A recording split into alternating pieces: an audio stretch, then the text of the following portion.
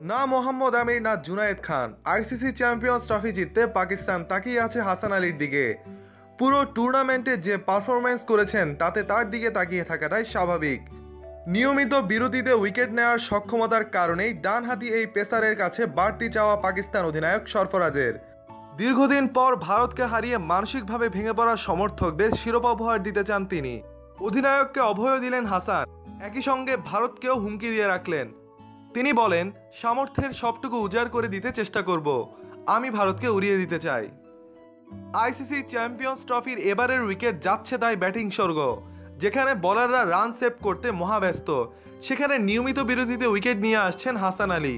এবারের চ্যাম্পিয়ন্স ট্রফিতে নিয়েছেন 17.2 গড়ে 10 উইকেট। এ নিয়ে গোল্ডেন বল পাওয়ার দৌড়ে রয়েছেন সবার উপরে।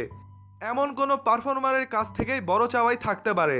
আশ্বাস দিয়ে হাসান আলী বলেন, বলতে পারেন এটি স্বপ্ন, তবে ভারতের বিপক্ষে আমি সেটিই করে দেখাতে চাই, তাদেরকে উড়িয়ে শিরোপার স্বাদ পেতে চাই। তিনি বলেন, ওয়েস্ট ইন্ডিজ সফরের পর থেকেই আমি সেরা বোলার হতে চেয়েছি। ইংল্যান্ডে তা কিছুটা হলেও বাস্তবে রূপ পেয়েছে।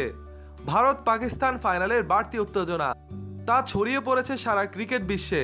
এ নিয়ে কোনো চাপ অনুভব করছেন কিনা এমন প্রশ্নের জবাবে তিনি বলেন, ফেভারিট হওয়ায় ভারতের উপরই চাপ থাকবে, আমাদের উপর সেরকম কোনো চাপ নেই।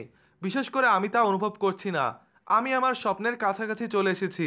ফাইনালে শেষ পর্যন্ত আমি টপ উইকেট শিকারী হতে চাই।